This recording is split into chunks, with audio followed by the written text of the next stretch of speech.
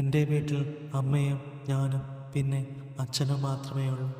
എനിക്ക് താഴെയായോ മുകളിലായോ ആരുമില്ല. അമ്മയ്ക്കും അച്ഛനും ഞാൻ മാത്രമേ ഉള്ളൂ. എൻ്റെ പേര് ഗോപൻ. വീട്ടിൽ ഗോപു എന്ന് വിളിക്കും. എനിക്കിപ്പോൾ 20 വയസ്സ് കഴിഞ്ഞു. 21ലേക്ക് കടക്കാൻ ഇനി ഒരു കൈയിലെ വിരലിൽ എണ്ണാവുന്ന മാസങ്ങൾ മാത്രം. ബിടെക് കഴിഞ്ഞ് ഞാൻ വെറുതെ വീട്ടിലിരിക്കുന്നു. ഇപ്പോൾ പ്രധാന പരിപാടി എന്താണെന്ന് വെച്ചാൽ തുണ്ട് സിനിമകൾ കാണുക എന്നതാണ്. പിന്നെ ഇടയ്ക്ക് ഒരെണ്ണം വിടും. പിന്നെ അമ്മയും നോക്കി വിടാറുണ്ട്. എങ്കിലും നേരിട്ട് ഇതാക്കാനുള്ള ഒരു ആഗ്രഹം എൻ്റെ മനസ്സിലുണ്ടെങ്കിലും അത് ഇതുവരെ നടപ്പിലാക്കാൻ കഴിഞ്ഞിട്ടില്ലായിരുന്നു. ഞാനങ്ങനെ ശ്രമിക്കുകയാണ്. അതുമാത്രമല്ല, ഇപ്പോൾ ഞാൻ ഓൺലൈനിൽ ഒരു കോഴ്സ് പഠിക്കുന്നുമുണ്ട്. ആഴ്ചയിൽ 3 ദിവസം മാത്രമേ ക്ലാസ്സുള്ളൂ. അതും 1-2 മണിക്കൂർ. രാവിലെ ഒരു 10 മണിക്ക് ക്ലാസ് തുടങ്ങും. പിന്നെ ഒരു 11 മണി 12 മണി വരെയൊക്കെ അതിനു മുന്നിലിരിക്കും. ബാക്കിയുള്ള സമയം മുഴുവനും ഞാൻ ഫ്രീ ആണ്. എൻ്റെ അമ്മയുടെ പേര് അവന്തിക. അമ്മയ്ക്ക് 40 വയസ്സ് കഴിഞ്ഞു. കൃത്യമായി പറഞ്ഞാൽ ഒരു 42-43 ഒക്കെ ഉണ്ടാകും.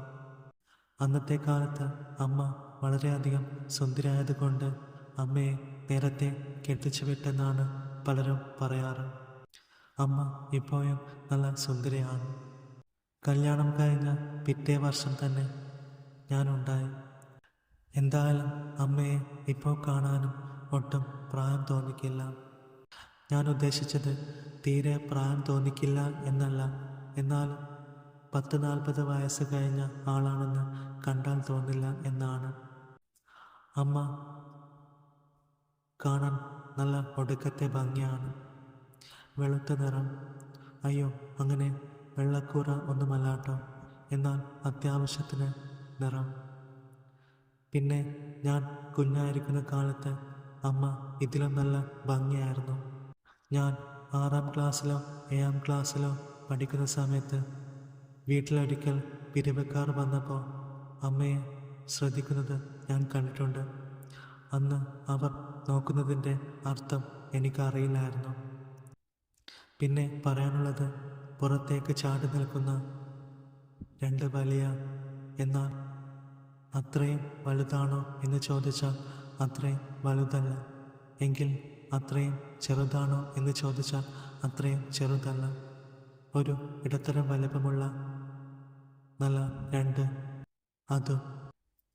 പിന്നെ അത്യാവശ്യത്തിന് വണ്ണവും വണ്ണത്തിന് പാകമായ വയറും. പെട്ടെന്ന് കണ്ടാൽ അധികം ചാടി നിൽക്കാത്ത പോലെ തോന്നും. എന്ന് വെച്ച് കൊടവയറൊന്നുമില്ലാട്ടോ, നല്ല ആരോഗ്യമുള്ള ഭംഗിയുള്ള രൂപം. അങ്ങനെ ഇരിക്കെയാണ് ഞാൻ അത് ശ്രദ്ധിച്ചത്.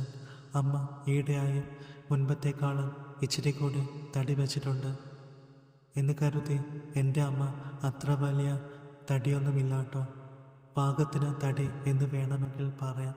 അതും കാണാൻ നല്ല ചേലാണ്. പിന്നെ ആകെ മൊത്തത്തിൽ ഒന്ന് തുടുത്തിട്ടുണ്ട്. സാരിയിടുമ്പോൾ ശ്രദ്ധിക്കാറുണ്ട്.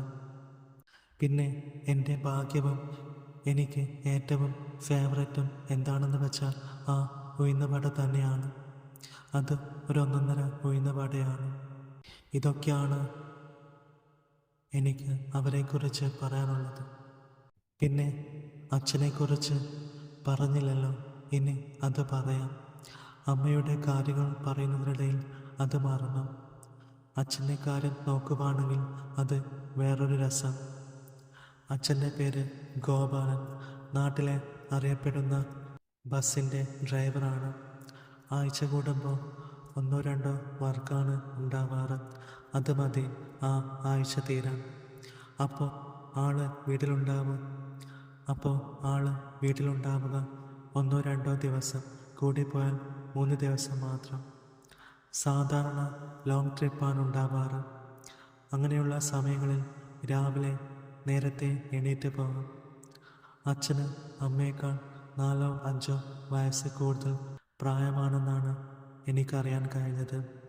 അപ്പോൾ ഒരു 45, 46, 47 ഉണ്ടാവും.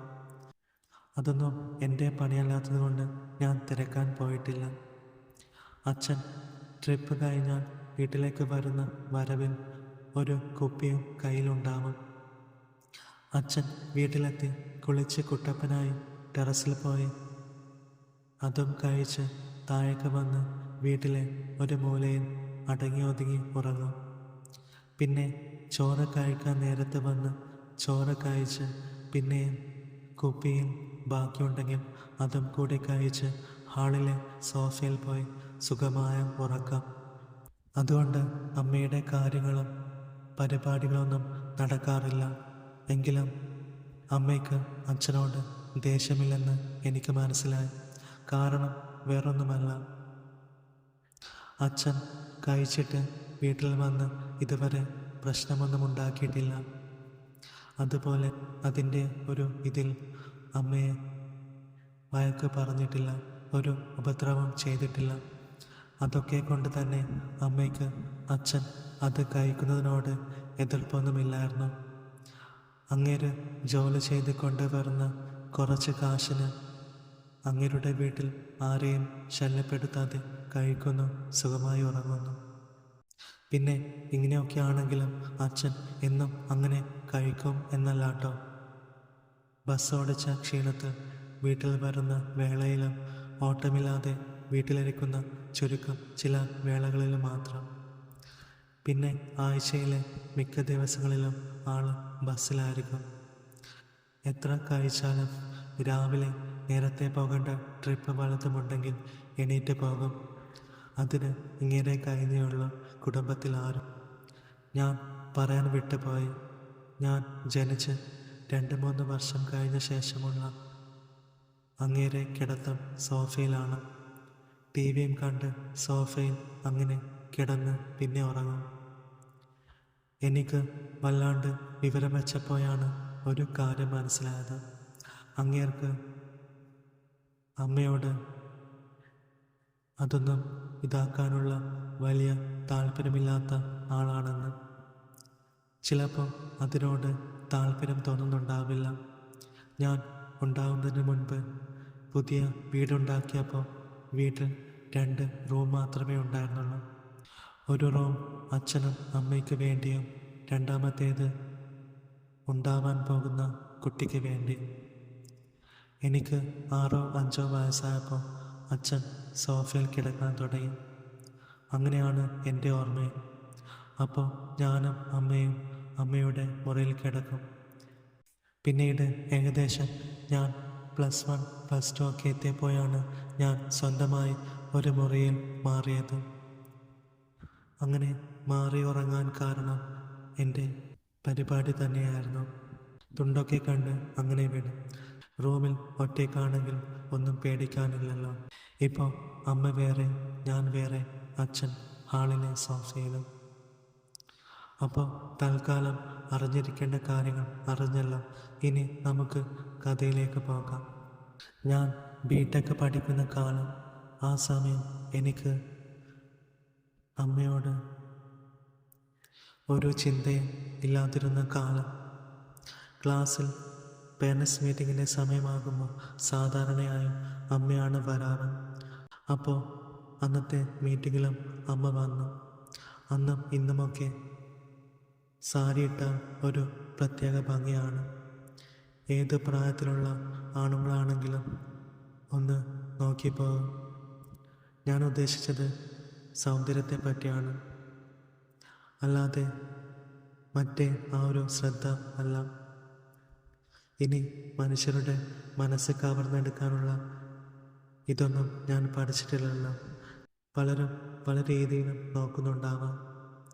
അപ്പോൾ ഞാൻ പറഞ്ഞു വന്നത് അന്നത്തെ മീറ്റിങ്ങിലും സാരി തന്നെയായിരുന്നു.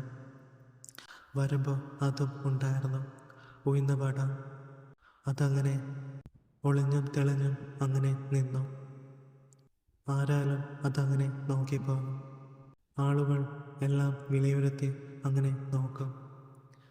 അപ്പോൾ അമ്മ ക്ലാസ്സിലേക്ക് കയറിയാൽ ക്ലാസ്സിലെ പിള്ളേർ, ബോയ്സ്, അതായത് പെണ്ണുങ്ങളെ അങ്ങനെയൊരു രീതിയിൽ മാത്രം നോക്കുന്ന ചിലർ അമ്മയെ നോക്കും. ബാക്കിയുള്ള അമ്മമാർ കൊള്ളില്ല എന്നല്ല, അവർക്ക് അത്രയും വലിപ്പമുള്ള അതും ഇതൊന്നും ഉണ്ടാവില്ല. പിന്നെ എൻ്റെ അമ്മയുടെ കാര്യം അങ്ങനെയല്ലല്ലോ.